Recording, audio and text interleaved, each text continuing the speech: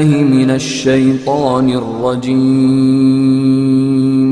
بسم الله الرحمن الرحيم۔ حضرت ابوذر غفاری رضی اللہ عنہ کا اسلام۔ حضرت ابوذر غفاری رضی اللہ عنہ مشہور صحابی ہیں جو بعد میں بڑے زاہد اور بڑے علماء میں سے ہوئے۔ حضرت علی کرام اللہ وجہ کا ارشاد ہے کہ ابوذر ایسے علم کو حاصل کیے ہوئے ہیں جس سے لوگ عاجز ہیں، مگر انہوں نے اس کو محفوظ کر رکھا ہے۔ جب ان کو حضور اقدس صلی اللہ علیہ وسلم کی نبوت کی پہلی پہل خبر پہنچی تو انہوں نے اپنے بھائی کو حالات کی تحقیق کے واسطے مکہ بھیجا کہ جو شخص یہ دعویٰ کرتا ہے کہ میرے پاس وحی آتی ہے اور آسمان کی خبریں آتی ہے، اس کے حالات معلوم کریں اور اس کے کلام کو غور سے سنیں۔ وہ مکہ مکرمہ آئے اور حالات معلوم کرنے کے بعد اپنے بھائی سے جا کر کہا، میں نے ان کو اچھی عادتوں اور عمدہ اخلاق کا حکم کرتے دیکھا اور ایک ایسا کلام سنا، نہ شعر ہے نہ کاہنوں کا کلام ہے۔ ابوذر رضی اللہ عنہ کو اس بات سے تشویش نہ ہوئی تو خود سانے سفر کیا اور مکہ پہنچے اور سیدھا مسجد حرام میں گئے۔ حضور صلی اللہ علیہ وسلم کو پہچانتے نہیں تھے اور کسی سے پوچھنا مصلحت کے خلاف سمجھا۔ شام تک اسی حال میں رہے۔ شام کو حضرت علی کرام اللہ وجہ نے دیکھا کہ ایک پردیسی مسافر ہے۔ مسافروں کی غریبیوں کی، پردیسیوں کی خبر خیری، ان کی ضرورتوں کا پورا کرنا ان حضرات کی گھٹی میں پڑا ہوا تھا، اس لیے ان کو اپنے گھر لے آئے، میزبانی فرمائی، لیکن اس کے پوچھنے کی کچھ ضرورت نہ سمجھی کہ کون ہو، کیوں آئے۔ مسافر نے بھی کچھ ظاہر نہ کیا۔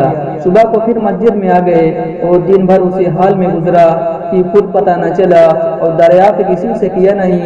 غالباً اس کی وجہ یہ ہوگی کہ حضور صلی اللہ علیہ وسلم کے ساتھ دشمنی کے قصے بہت مشہور تھے۔ آپ صلی اللہ علیہ وسلم کو اور آپ کے ملنے والوں کو ہر طرح کی تکلیفیں دی جاتی تھی۔ ان کو خیال ہوا کہ صحیح حال معلوم نہیں ہوگا اور بدگمانی کی وجہ سے مفت کی تکلیفیں علیحدہ رہی۔ دوسرے دن شام کو بھی حضرت علی رضی اللہ عنہ کو خیال ہوا کہ پردیسی مسافر ہے، بظاہر جس غرض کے لیے آیا ہے وہ پوری نہیں ہوئی، اس لیے پھر اپنے گھر لے آئے اور رات کو کھلایا سلایا، مگر پوچھنے کی اس رات کو بھی نوبت نہیں آئی۔ تیسری رات کو پھر یہی صورت ہوئی تو حضرت علی رضی اللہ عنہ نے دریافت کیا کہ تم کس کام سے آئے ہو، کیا غرض ہے؟ تو حضرت ابوذر رضی اللہ عنہ نے اول اس کو قسم اور عہد و پیمان دیے اس بات کے کہ وہ صحیح بتائے، اس کے بعد اپنی غرض بتلائی۔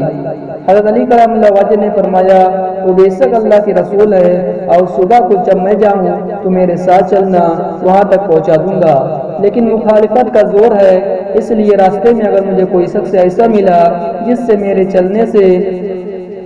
میرے ساتھ چلنے کی وجہ سے تم پر کوئی اندیشہ ہو تو میں پیشاب کرنے لگوں گا یا اپنا جوتا درست کرنے لگوں گا، تم سیدھے چلنا، میرے ساتھ ٹھہرنا نہیں، جس کی وجہ سے تمہارا میرے ساتھ ہونا معلوم نہ ہو۔ چنانچہ صبح کو حضرت علی کرام اللہ وجہ کے پیچھے پیچھے حضور صلی اللہ علیہ وسلم کی خدمت میں پہنچے، وہاں جا کر بات چیت ہوئی، اسی وقت مسلمان ہو گئے۔ حضور اقدس صلی اللہ علیہ وسلم نے ان کی تکلیف کے خیال سے فرمایا کہ اپنے اسلام کو ابھی ظاہر نہ کرنا، چپکے سے اپنی قوم میں چلے جاؤ، جب ہمارا غلبہ ہو جائے اس وقت چلے آنا۔ حضور صلی اللہ علیہ وسلم نے انہوں نے عرض کیا، یا رسول اللہ، اس ذات کی قسم جس کے قبضے میں میری جان ہے، اس کلمہ توحید کو ان بے ایمانوں کے بیچ میں چلا کر پڑھوں گا۔ چنانچہ اسی وقت مسجد حرام میں تشریف لے گئے اور بلند آواز سے اشہد ان لا الہ الا اللہ و اشہد ان محمد رسول اللہ پڑھا۔ پھر کیا تھا، چاروں طرف سے لوگ اٹھے اور اس قدر مارا کہ زخمی کر دیا، مرنے کے قریب ہو گئے۔ حضور صلی اللہ علیہ وسلم کے چچا حضرت عباس رضی اللہ عنہ جو اس وقت تک مسلمان بھی نہیں ہوئے تھے، اس کے اوپر بچانے کے لیے لیٹ گئے اور لوگوں سے کہا، کیا ظلم کرتے ہو؟ ایسا شخص قبیلہ غفاری کا ہے، اگر یہ قبیلہ ملک شام کے راستے میں پڑتا ہے، تمہاری تجارت وغیرہ سب ملک شام کے ساتھ ہے، اگر یہ مر گیا تو شام کا آنا جانا بند ہو جائے گا۔ اس پر ان لوگوں کو بھی خیال ہوا کہ ملک شام سے ساری ضرورتیں پوری ہوتی ہے، وہاں کا راستہ بند ہو جانا مصیبت ہے، اس لیے ان کو چھوڑ دیا۔ دوسرے دن پھر اسی طرح انہوں نے جا کر بآواز بلند کلمہ پڑھا اور لوگ اس کلمہ کے سننے کی تاب نہ لے سکے، اس لیے ان کا ٹوٹ پڑے۔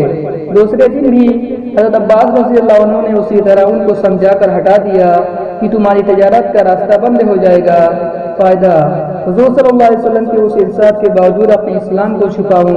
ان کا یہ فعل حق کے اظہار کا ولولہ اور غلبہ تھا کہ جب یہ دین حق ہے تو کسی کے باپ کا اظہارہ ہے جس سے ڈر کر چھپایا جائے۔ اور حضور صلی اللہ علیہ وسلم کا منع فرمانا سخت کی وجہ سے تھا کہ ممکن ہے تخلیق کا تعامل نہ ہو، ورنہ حضور صلی اللہ علیہ وسلم کے حکم کے خلاف صحابہ رضی اللہ عنہ کی یہ مجال ہی نہ تھی۔ چنانچہ اس کا کچھ نمونہ مستقل باب میں آ رہا ہے۔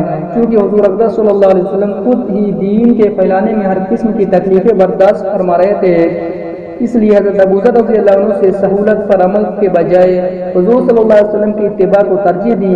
یہی ایک چیز تھی جس کی وجہ سے ہر قسم کی ترقی دینی اور دنیاوی صحابہ کرام رضی اللہ عنہ اجمعین میں قدم چوم رہی تھی، اور ہر میدان ان کے قبضے میں تھا کہ جو شخص بھی ایک مرتبہ کلمہ شہادت پڑھ کر اسلام کے جھنڈے کے نیچے آ جاتا تھا، بڑی سے بڑی قوت بھی اس کو روک نہ سکتی تھی، اور نہ بڑے سے بڑا ظلم اس کو دین کی اطاعت کے ساتھ ہٹا سکتا تھا۔